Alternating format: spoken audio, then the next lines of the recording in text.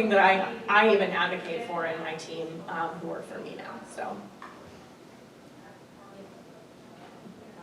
I would say as a public health nurse, who deals with a lot of people in the community, who's usually connecting people with resources, communication and social interaction are two big abilities that I use constantly. I remember being a student at Alverno and being really tired of all the group work that we have to do, but in the end it really does pay off in your career because there's not a lot of people who've worked in a group and then analyze themselves and the other group members in a self-reflective way throughout 4 years. That you really do see the effects of that in the, after college. So. Sure. I don't know what more to say. So I'm an event coordinator at the United Community Center in Latino Arts, and I am constantly working with folks that are connected to UCC, meaning they work at the agency, just the way I do, but we also work with a lot of outside groups who come to the agency to utilize our space, to utilize our resources, participate in our programming. So all of those things, right? Valuing social interaction, communication, problem solving, I would say is huge for me as an event coordinator. But it's just, and you may think that those are like, oh, those are, like I do those things every day too, right? And I didn't go to Alverno. But it's just the way that Alverno breaks those things down for us as students and applies them to real life situations. So when you're here at Alverno, you're working in a group often, but you're also working on or working with organizations about issues or concerns that are real life, right? Like these are real life organizations that partner with us, so we're able to solve the issues or concerns that they have while implementing the abilities. And when we leave here, we keep doing that, right? Because we had those real life experiences with the abilities, and it just kind of sticks with us through all the work that we're doing. Okay, good. So I would love to ask the panelists one more prepared question, and then I'd love to open it up to all of you if you have any questions. So everyone, if you could please share, in whatever order you'd like,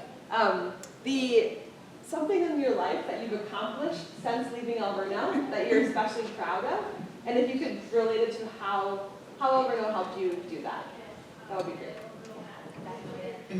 I would say one of the things I'm really happy about is this summer I was on a team, including local Milwaukee residents who came here as refugees from Burma. If you don't know, there's like a big genocide happening over there. And me, along with community members and these refugees, we planned a refugee day, and there were local vendors who were many mothers who came here as refugees and their families, and they were able to create things and sell them and also showcase their culture. But going back to like the effective citizenship ability at Alverno, like working with international populations, traveling abroad, I feel like that has all shaped my work with this population as a nurse. And yeah.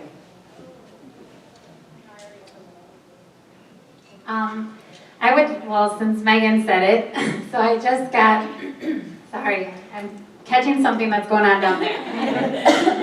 Okay, so I just got recognized from HPGM, which is Hispanic Professionals of Greater Milwaukee, as their 2019 Rising Leader Award. And I remember getting the award, or being told that I was going to get this award, and being like, why? Like, what? Like, why me? I had just been with my agency that I'm with right now for just been there for a year. And admittedly, it took me talking with folks at the agency and to understand really why I'm getting this. And I truly believe it's because of the presence that I bring in spaces, without trying to sound like I have this big head or anything. But it's something that I picked up at Alverno. When you go into a space, you make yourself and your presence be known, right? Because we are constantly being encouraged to share. Share your story, share your ideas, share your thoughts, and that's exactly what I did when I went to UCC, but I did it without knowing, right? Because that's what I was taught at Alverno, and that's exactly what I implemented in my life after Alverno. And so, just being part of the regular Alverno sisterhood and implementing what I learned, I believe that that's how I got that recognition. And so you all should feel comfortable and safe knowing that your niece or daughter or sister or whomever is going to come to this school, to this university, to this college, and walk away with finding her voice. And then she can share her voice in all the spaces that she chooses to occupy. And that's super important as women, especially for women of color who are constantly, being overlooked, right? We make less money.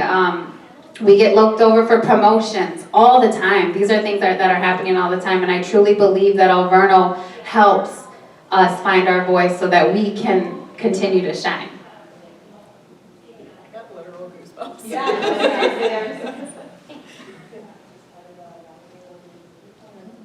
Okay. Okay. I was like, who wants to follow that?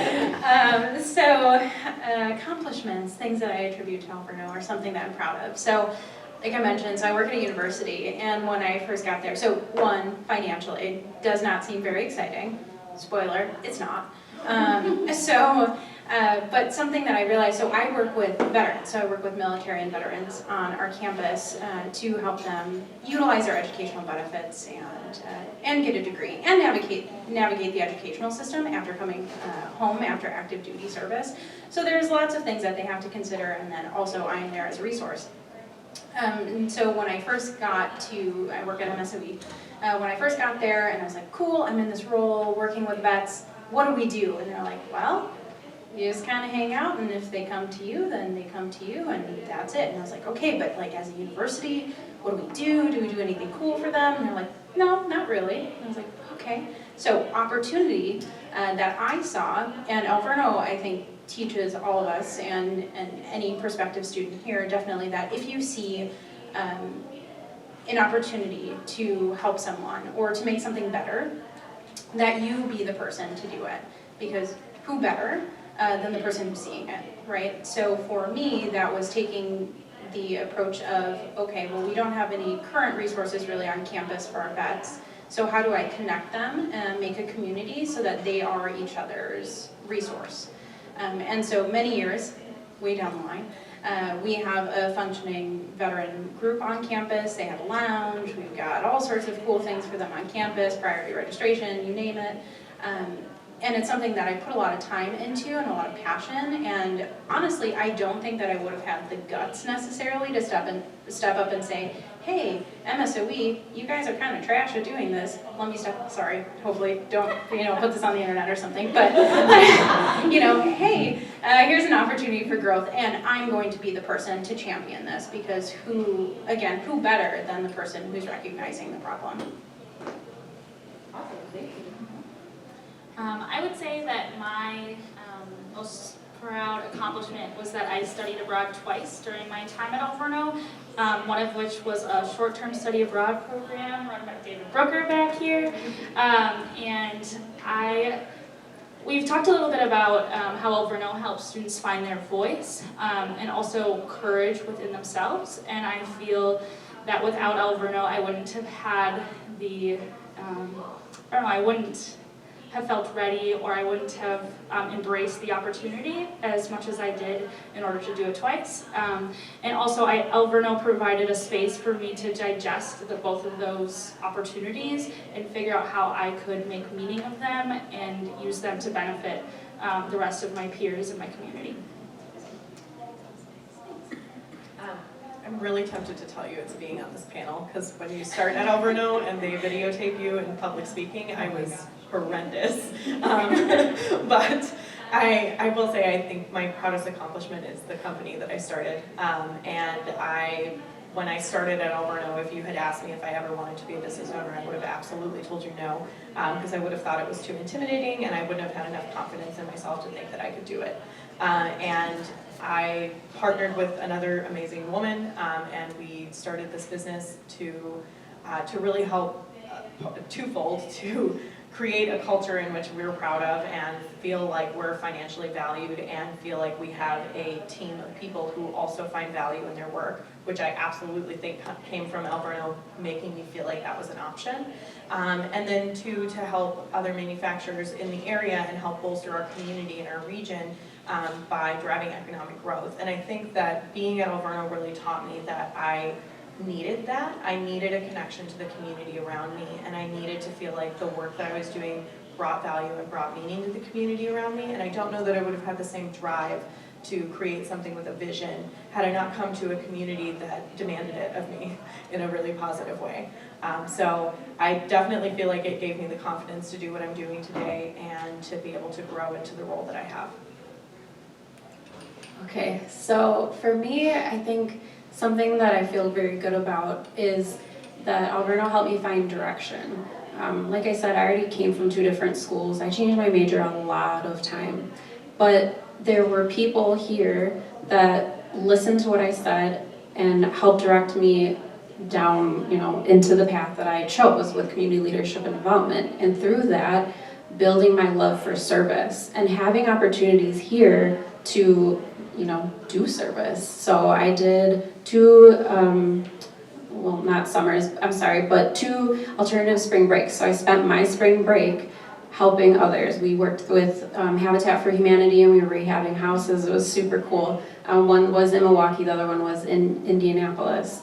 And then getting a little bit more confidence to do service other places.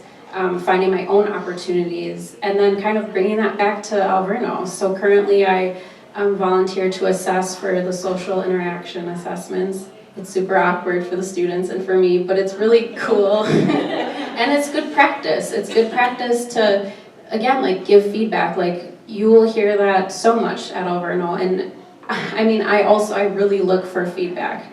I hope I don't annoy anybody by it, but I really look for it because it's so valuable.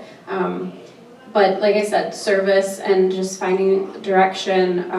I also have been volunteering with Pearls for Teen Girls and mentoring a student that is currently here, which is so awesome because she's grown so much and she would be a great person to talk to as well. But yeah. Awesome, so we have like 2 minutes. So I just wanted to see if there are any questions from the audience before we wrap up and I tell you what you're supposed to do next. Yes? Okay, first of all, I'd like to congratulate all 6 of you ladies. Thank you.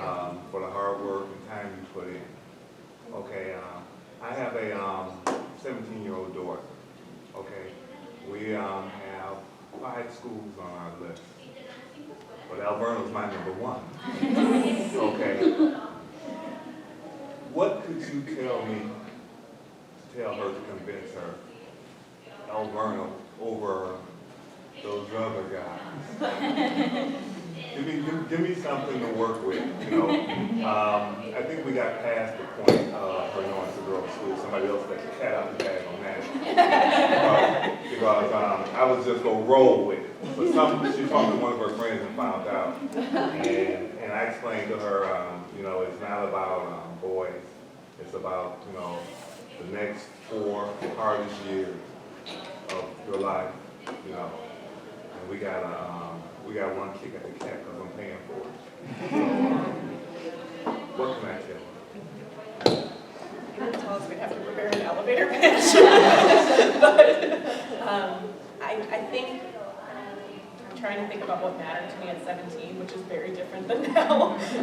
But I will say that if she really wants to feel like it's worth it, like that was the thing for me and when, I'll be honest, I had a different school on my plan when I came here.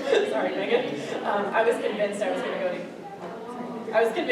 go to UW. I'm like dead set. And then I went and I sat in a classroom of 300 people and I was like, man, the professor's not even going to know if I don't show. And I know myself well enough at that point to know I probably won't. So I came to Alverno and I saw like the small classroom sizes. I saw the interaction between the teachers and the students. And that to me at 17 was the most important to me, was that there were obviously relationships built there. I literally had a teacher text me one time when I skipped class and was like, do you want me to bring you soup? And I was like, oh, never doing that again. So it really is, it's going to be worth it. I don't know what else to say beyond that. Okay, thank you.